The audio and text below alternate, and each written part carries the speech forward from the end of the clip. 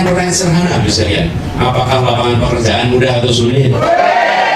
Apakah kebutuhan pokok murah atau mahal? Lihat beberapa rekaman. Kebutuhan pokok di Indonesia itu bisa menyerap sampai lebih dari 50% pengeluaran keluarga. Dan bila kita bandingkan dengan negara-negara lain di sekitar kita yang memproduksi kebutuhan pangan, kita tidak mendapatkan pendapatan yang cukup. Masalahnya harga berasnya mahal, harga gabahnya terus uang itu mana? Tata niaga kebutuhan pokok kita selama ini tidak dijadikan fokus untuk diselesaikan.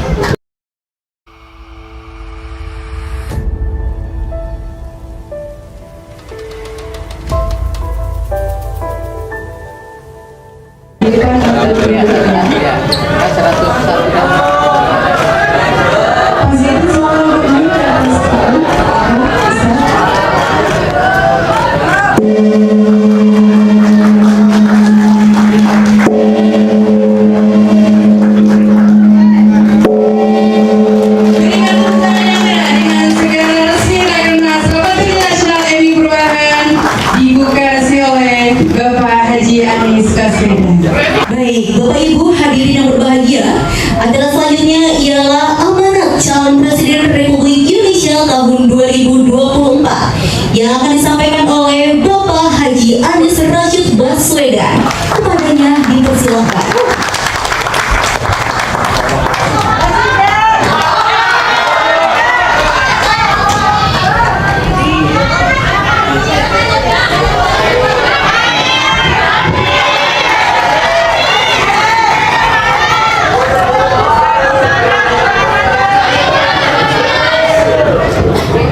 Assalamualaikum warahmatullahi wabarakatuh. Alhamdulillahirabbil alamin. Wassalatu wassalamu ala asrofil anbiya'i wal mursalin wa ala alihi wa ashabihi ajmain. Amma ba'du. Yang saya hormati, yang kita semua hormati, Wakil Ketua MPR RI Bapak Dr. Ustadz Hidayatul Wahid. Beri tepuk tangan untuk beliau. Yang saya hormati Ustaz Dr. Zaidul Rasmin, yang kita banggakan, yang tadi sudah menyampaikan orasinya dengan penuh semangat, Ketua Umum MU Perubahan Bung Benny Pramula. Tepuk tangan sekali lagi untuk beliau. Ketua Penasehat MU Perubahan Dr. Iwan Ba'adilah. Yang saya hormati juga Sekjen MU Perubahan Bapak Abdul Rahman. Mana Bapak Abdul Rahman? Kiai Komarudin, kemudian Pak Ari Ansori yang saya hormati, khusus dari Solo datang ke sini. Kemudian Ketua Perempuan MU Perubahan Ibu Umi Atmo Wijoyo. Boleh tepuk tangan untuk beliau. Lalu para korwil MU Perubahan dan perempuan MU Perubahan seluruh Indonesia hadir di sini. Tepuk tangan buat semuanya. Kalau tadi disampaikan oleh Bung Benny bahwa saya diminta memberikan semangat, rasanya di ruangan ini sudah membara sebenarnya. Malah saya yang menyerap semangat di ruangan ini, karena semua yang hadir tampak penuh antusiasme. Perubahan ada di depan mata, tapi dia belum datang, dia belum tuntas. Kita harus perjuangkan sampai tuntas. Jadi kita harus bekerja menyongsong takdir. Kita harus ikhtiarkan. Masih ada 78 hari lagi perjalanan ke depan, dan 78 hari ini adalah jalan yang harus kita lewati dengan kerja keras. Jadi kalau hari ini dikatakan ada rapat kerja, insya Allah sesudah ini semua kerjanya akan bisa menjangkau seluruh. Dan pilihan yang diambil, saya ingin garis bawahi, bukan sekedar pilihan tentang orang, tapi pilihan tentang gagasan, tentang perubahan. Karena yang diusung adalah gagasan. Kita menginginkan Indonesia yang lebih setara, Indonesia yang lebih adil, Indonesia yang lebih memberikan kesempatan kepada semua. Dan itu bisa dikerjakan lewat perubahan yang konstitusional. Perubahan konstitusional kapan terjadinya? Kesempatannya hanya dibuka 1 hari. Hanya dibuka 1 hari. Hanya pada tanggal 14 Februari 2024. Itulah hari yang dibuka untuk melakukan perubahan secara konstitusional. Dan jamnya pun tidak lama. Pencoblosan dimulai jam berapa? Jam 8. Tutup jam 1. 5 jam. Kita berjuang segala macam 5 jam itu. 5 jam itu kita menentukan apakah republik ini akan meneruskan yang sekarang ada atau melakukan perubahan dari yang sekarang ada. Pilihnya mana? Saya berkali-kali menyampaikan mungkin kita tidak bisa menyelesaikan semua masalah, tapi satu hal yang pasti, kita akan lakukan perubahan. Pasti. Dan perubahan ini kita rasakan sekarang. Jadi saya mengajak kepada semua Bapak sekalian di dalam menjangkau seluruh masyarakat. Kalau tadi dikatakan keluarga besar sudah 95%, sekarang yang 90% harus menjangkau yang di luarnya, supaya kita semua bergerak. Kenapa Bapak sekalian? Sampaikan bahwa kita bukan mau sekedar mengganti nama orang yang berada di pucuk kepemimpinan. Karena kalau nama orang memang periodenya sudah akan habis, tidak bisa diperpanjang. Betul? Pertanyaannya, apakah kebijakannya akan diperpanjang? Apakah kebijakannya akan diteruskan? Karena itulah kita memilih melakukan pertanyaan-pertanyaan sederhana, Bapak sekalian. Apakah lapangan pekerjaan mudah atau sulit? Apakah kebutuhan pokok murah atau mahal? Pertanyaan-pertanyaan seperti ini yang perlu diajukan, yang kemudian kita mengajak pada perubahan, dan kita menyaksikan sekalian. Jadi saya kalau boleh nanti sempatkan lihat beberapa rekaman. Kebutuhan pokok di Indonesia itu bisa menyerap sampai lebih dari 50% pengeluaran keluarga. Dan bila kita bandingkan dengan negara-negara lain di sekitar kita, mereka hanya di bawah 25%. Jadi kita hampir 2 kali lipat. Sementara yang memproduksi kebutuhan pangan kita tidak mendapatkan pendapatan yang cukup.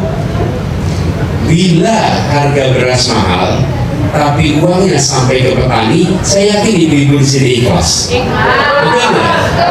Ikhlas. Masalahnya harga berasnya mahal, harga gabahnya murah. Terus uangnya mana? Karena hilang di sini. Tata niaga kebutuhan pokok kita selama ini tidak dijadikan fokus untuk diselesaikan. Dan kita berniat memfokuskan dan insya Allah menyelesaikan persoalan tata niaga. Jadi kami yakin Bapak sekalian, kalau ini difokuskan bisa selesai, karena tidak membutuhkan ilmu pengetahuan yang rumit, hanya dibutuhkan kemauan politik yang serius. Saya beri contoh, Jakarta, kami ini 99% lebih kebutuhan pangan kami itu dari luar Jakarta. Dari luar Jakarta. Dan apa yang kami kerjakan? Kami melakukan kontrak dengan gapokan-gapokan di berbagai wilayah Indonesia. Dari Sulawesi Selatan, Jawa Barat, Jawa Timur, Jawa Tengah, bahkan sampai Sumatera Barat. Kita sampai Solo itu, kita bikin kontrak dengan siapa? Dengan para petani di sana. Apa yang terjadi? Para petani memiliki kontrak 5 tahun, mereka punya kepastian harga jual. Mereka punya kepastian bahwa akan ada yang membeli produknya dengan ada kepastian harga yang jelas. Lalu dengan kepastian itu apa yang terjadi? Mereka bisa mengambil kredit, mereka bisa mekanisasi pertanian, mereka bisa meningkatkan produksinya dengan alat-alat yang baru. Kenapa? Karena mereka punya kontrak itu. Di sisi lain kami di Jakarta mendapatkan harga gabah, beras yang lebih murah dan kepastian suplai. Ini kita kerjakan bertahun-tahun di Jakarta. Sebenarnya kalau mau dikerjakan serius, masalah ini bisa diselesaikan dengan cepat. Kita ingin melakukan perubahan itu.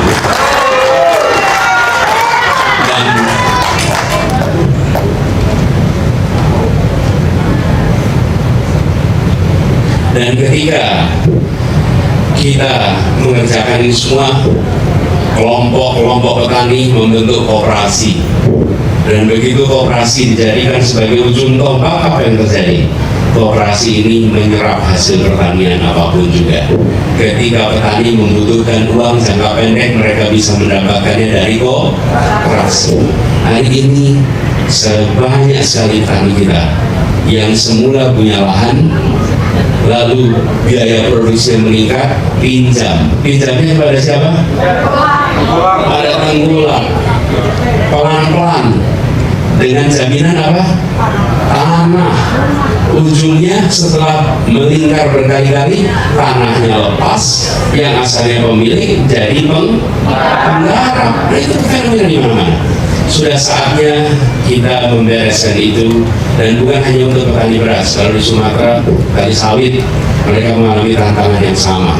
Petani karet, mereka menandai tantangan yang sama. Di Sulawesi, petani coklat, mereka punya tantangan yang sama. Tapi di sisi lain, keluarga-keluarga kita menanggung kenaikan harga yang makin hari makin tinggi. Jadi Bapak sekalian, kampanyenya tidak perlu menjelekan siapapun, tidak perlu membuat hoax, cukup menyampaikan kenyataan ini. Betul? Sampai dengan insya Allah ini yang kita kerjakan sama-sama. Dan kita semua menyadari bahwa untuk melakukan perubahan ini diperlukan tenaga yang ekstra. Tadi barusan saya hadir di acara KPU deklarasi pemilu damai. Kemudian paginya Bawaslu deklarasi pemilu damai.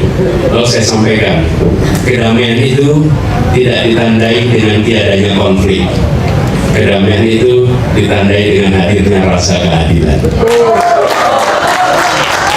Jadi, kalau tidak ada rasa keadilan, jangan harap ada kedamaian. Kalau di situ ada kecurangan, jangan harap ada kedamaian. Sulit sekali menghadirkan keadilan.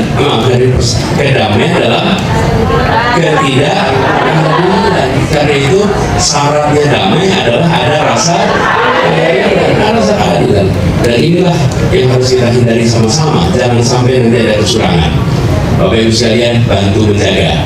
Jadi minimal saksi luar. Siap jadi saksi luar? Pantau itu, laporkan, berisik kalau ada yang melakukan pelanggaran itu. Takutnya pada apa Bapak Ibu? Takutnya ketahuan. Betul tidak?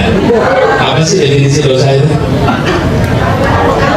Itu dia, sesuatu yang tidak ingin diketahui oleh Jadi Ibu sekalian, insya Allah ini perjuangan yang luar biasa. Saya ingin sampaikan terima kasih karena keluarga besar Perserikatan memilih tidak diam, memilih untuk turun tangan langsung, memilih untuk terlibat langsung, memilih untuk memperjuangkan. Dan saya merasa dapat kehormatan bersama dengan Gus Imin untuk mengusung gagasan ini ke depan, dan insya Allah kita dimudahkan perjuangan. Kalau amin yang keras. Insya Allah amin. Jadi kita nantinya berharap ingat cuma 5 jam waktunya, dan 5 jam itu menentukan 5 tahun ke depan. Betul ya? Tapi menuju 5 jam ini masih ada 78 hari. Yuk 78 hari ini kita jangkau semua. Kita betul-betul menyampaikan ajaran perubahan ini. Dan pertanyaan sehari tadi saya sampaikan itu aja yang diulang-ulang, karena itulah yang sebetulnya menjadi pertanyaan utama yang dihadapi oleh keluarga-keluarga di seluruh Indonesia. Dan kami berharap MU Perubahan ini nantinya akan bisa mengukur kinerjanya dengan baik. Semoga ini semua gerakan perencanaan yang baik itu harus diikuti dengan pemantauan dan kendali yang baik. Kendali yang baik akan menghadirkan ujungnya keberhasilan mencapai target. Tapi bila perencanaan baik tanpa pengendalian, maka dia akan berhenti di buku perencanaan. Karena pengendalian itulah yang paling penting. Pengendalian itu artinya apa? Semuanya terkendali sesuai dengan rencana. Nah, keluarga besar di Perserikatan ini sudah terbiasa dengan manajemen yang rapi, sudah dengan manajemen yang tertib. Dan itu kami yakin insya Allah nanti bukan hanya perencanaan yang baik, tapi juga pengendalian yang baik, dan hasilnya bukan mencapai rencana, bukan mencapai target, insya Allah melampaui target. Jadi saya berharap ini semua nanti bisa bergerak. Terima kasih sekali kepada semua yang memilih hadir. Ini kami membayangkan seperti disampaikan tadi, ini adalah iuran semuanya. Ada iuran tenaga, iuran pikiran, iuran harta, iuran uang, iuran semuanya. Ini adalah gerakan. Insya Allah semua iuran itu nanti dibalas dengan pahala yang berlipat. Dan insya Allah ibu bapak semua di sini bisa menyampaikan kepada diri sendiri dan anak cucu pada saat 14 Februari 2024 Indonesia ada kesempatan melakukan perubahan. Ibu bapak bukan menjadi bagian yang menonton, tapi bagian yang menggerakkan perubahan. Terima kasih, salam hangat untuk seluruh keluarga, salam hangat untuk tetangga dan seluruh keluarga besar Perserikatan dimanapun berada. Sampaikan salam hormat kepada semua. Insya Allah perubahan akan didatangkan pada kita semua. Assalamualaikum warahmatullahi wabarakatuh. Waalaikumsalam.